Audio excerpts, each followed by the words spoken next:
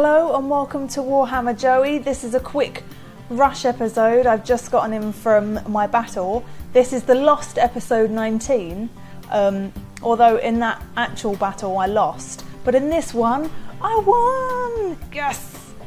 Yeah, it was great. It was at the Giant's Lair and I went this afternoon and it was a 2,400 point battle versus Ogres.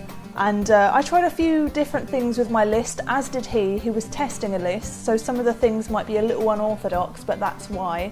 And I'll talk you through what I had, what he had, and how it all panned out. So I've written down everything that I had and everything that he had. And what we've got first is I bought my War Dancer Highborn, and he's got Blades of Loic, which is re-roll to wound, Annoyance of Nettlings, which is basically built for a challenge, and the Amaranthine Brooch, which is a 3+ ward save, but only for physical damage and not for magical. I've got Amber Sunwave, a level 4 life wizard with a Dispel Scroll. I've got my core units, which is 3 times 8 units of 8 Dryads. 10 Glade Guard, 16 Glade Guard. I've got my special, which is 6 Treekin, 15 War Dancers, some of which I had to borrow on proxy. I've written down what they had, and the War Dancers have got the Highborn in them. The rare, I've got my 1 Great Eagle, 10 Way Watchers, and my Tree Man, who is not an ancient, who's just as he is. And that's what I've got, and how I deployed them, if you can see in the picture, is I've got my Way Watchers in a building. Now, because it's the first story, it means I can only get 5 shots and not the full 10, but really they're such an expensive unit, I want to save some of their points. So I've done all right there. I positioned the wood a little bit strategically, and we do roll for what it is. So that wood to the left, in the far left, that is a blood forest. I think we don't decide to not bother with the middle one, but yeah, I think I did a lot better this time. My eagle is just to the left of it, and I use that quite well, I think, this time. And I'm trying out my War Dancers, which I got from Moritz from Switzerland. So thank you for those. This is the first battle I've ever used them in, and I found them really good. So now on to what he has. So you have to bear in mind that he's taken a specific list that he's trying out. He played a tournament not so long ago, and he had some advice over kind of units to take. So he's testing a few things out, and he's not taken things like the Fire Belly or Death Magic that can be quite lethal against me. So that's why. But what he has got are Lords. He's got a Tyrant with Armour of Destiny, Crown of Command, and Iron Fist. He has a Slaughter Master, a Bruiser. He's got 17 Ogres in total, and the Bruiser, Slaughter Master, and Tyrant are all in that unit as one huge one. He has 2 Saber Tusks. He's got 2 units of 3 Lead Belchers. He's got 2 units of 3 Mournfang and 2 Iron Blasters. So yeah, he's got musicians and standard bearers and all that kind of thing.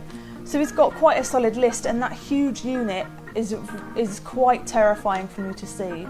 The only thing that I can think to do is to get the strongest things that I can in there, because you know I can shoot down a fair bit where I've got my Way Watchers, my 2 units of Glade Guard there, so I'm doing all right on the left hand side with the shooting side of things. But my Dryads and my Great Eagle I'm using as cannon fodder.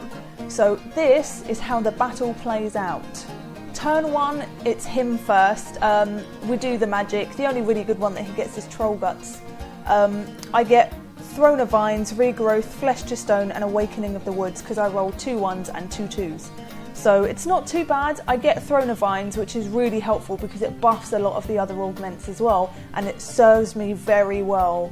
The woods we roll, one of them are Blood Forests. We do the movement. There's not a lot that goes on here. He tries some magic. He doesn't cast enough, so that's the end of his turn. And let me point out here, he has some really unlucky rolls the whole game. It is. I've played him 3 times. This particular guy. He's had. I've never seen rolling as bad as this. Shooting. He rolls 6 ones. I have actually written that there. Rolls 6 ones. So nothing. I get 1 dryad killed, and he's got the 2 cannons and the 6 lead belchers in total, and he kills 1 dryad out of all of that.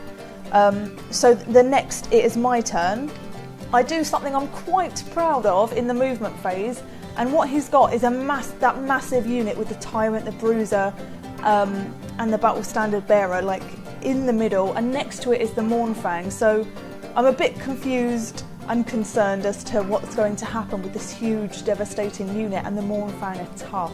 So I get my eagle and I put it smack bang in the middle of where the 2 units meet. So either way, they're going to smack, one of them is going to smack into the eagle regardless. So I avoid a charge from either of them by doing that. Just so I'm quite pleased with it, because it gives me time to move forward and to plan a little bit where I want to go. So it's cannon fodder, and I do waste those 50 points, but it's for a good cause.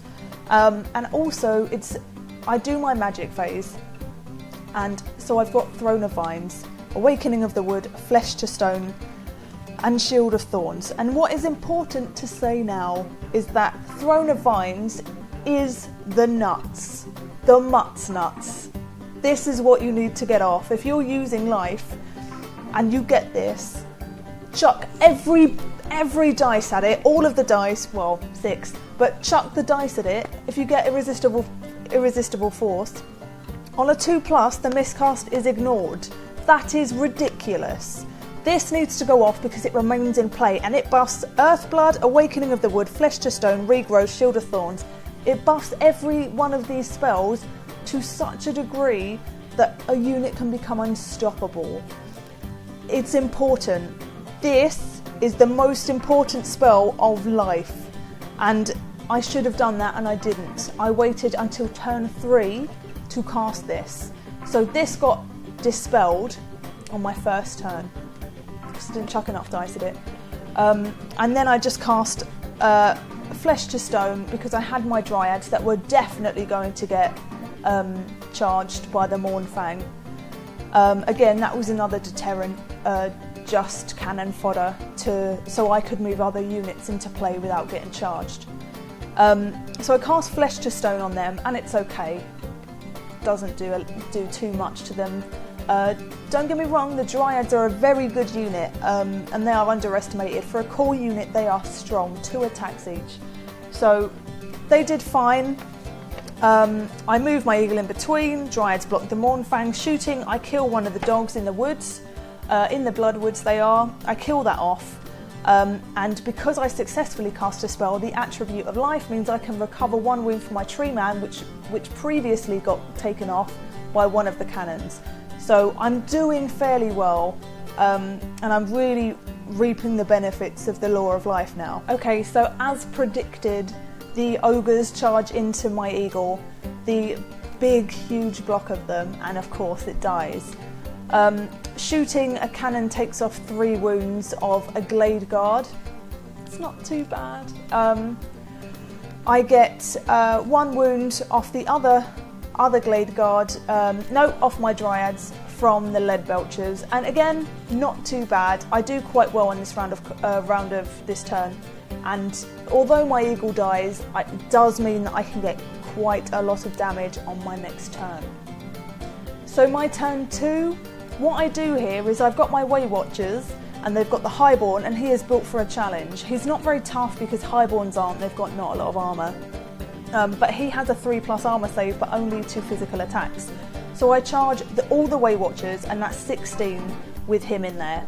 I charge my Treekin and my Tree Man into the big block of ogres. And I challenge the ogres with my Highborn. this is for a purpose, and it's to keep one of them occupied, because my choices are the Tyrant, the Bruiser, or the Butcher. Either one of those is a very big victory if I can get rid of them.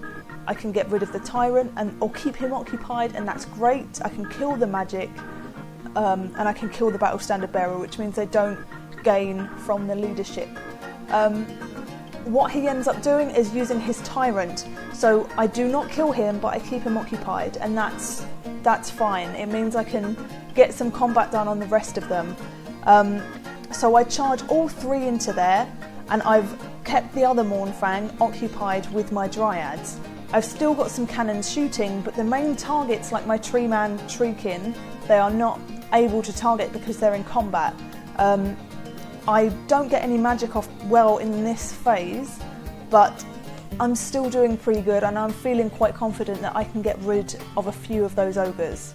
In that highborn combat with the Tyrant, no one dies, but he is kept occupied. The Treekin kills 3 ogres, and the Treeman kills 1.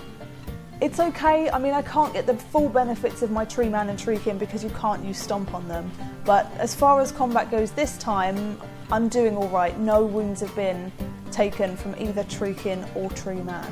On his turn, it's turn 3, and he gets off Toothcracker, which is an augment for toughness, and if you don't know, go watch Law of the Great Maw. No shots, wounds taken from either cannon or the lead belcher, and as I say, this is some unlucky rolling. 2 iron blasters, 6 lead belchers, nothing happens. All but 2 Dryads die from the Mournfang battles, and they flee. Which is fine. He's not got the points for the whole unit, but they are out of the battle, which means that they can combat reform and start annihilating my Treeman. The Way Watcher challenge is still going on, and the Treekin killed 2 in that combat, so not a great amount, but I don't lose the combat because I managed to get that charge in first. So it's my go, and this is where I get Throne of Vines, and it works very well. So Throne of Vines is a remains in play, and it buffs a lot of the spells. Law of Life, get on it. It's very good. And I cast Flesh to Stone on my Treekin, so they are now a very hard to kill unit, and they are tough anyway. They are very similar stats to Ogres. So I'm doing very well, and they're lasting, and I think only one of them gets killed throughout the whole battle, and they endure a lot of combat. So the combat in this turn, I kill a fair few amount of ogres. Again, purely because he cannot do much to me because of the augment. He fails a panic test. This is hard to do. He has a battle standard bearer, and that means you get to re-roll. He rolls an 11, re-rolls again, and gets an 11, and is running. I decide that I definitely want to try and overrun, and I roll, catch him up, the whole unit is gone. That is a huge unit with a lot of points. And because he failed his leadership test, before they even start running away, he takes the Butcher, he takes the Battle Standard Bearer, they're gone. Gone. Everything. So the whole unit's disappeared, so there is a huge open space where I now only have 2 iron blasters, the lead belchers, which are on opposite sides, but as I say, I've still got the Way Watchers, the Glade Guard, the other Glade Guard, and 1 remaining group of Dryads left, as well as the Treekin and the Treeman. So I'm standing strong here. I've kept what I need to back, and I've put the stronger units into combat and tried to use magic as best as I can, but he's had the worst rolls ever. To fail 2 leadership tests with both an 11 is shocking. Now, because a unit ran away, several that were very close by have to take a fear test, and what happens is one thing runs in one direction, runs into another unit, so what happens is the remaining Mournfang have to take a panic test, which run into the Iron Blaster, which run into the Lead Belcher, and they all take panic tests and all start running. So 3 of those units run, and it's looking like he's getting a lot off the board here. The Iron Blaster, which is very close by, is being pursued by my Treeman, who I'm planning to do a Strangle Roots with, and see what I can do, because I don't want to get into combat with it. I'm just out of its charge range and to the side of it, so I can get that off. And yeah, it's going terribly. And what ends up happening is he rallies some units, but I run everything down with my Treekin. Everything. I put my Treekin in one direction, and my tree man's just pursuing the Iron Blaster, which ends up running off the table, as does everything else. So that is pretty much the whole battle. I did fairly well. I mean, ogres are really tough, all of them, and the things that really help me are things like Stomp. With the tree man, they get extra wounds, and it's quite disastrous, but you know, that wasn't applicable here, so I was a bit worried about that. Killing Blow doesn't work on my Way Watchers, so the odds were against me, but his rolls were awful. So yeah, I was really, really pleased with how it went, and I had a lot of help from Andy, who's a very good tournament player, who was helping us both, you know.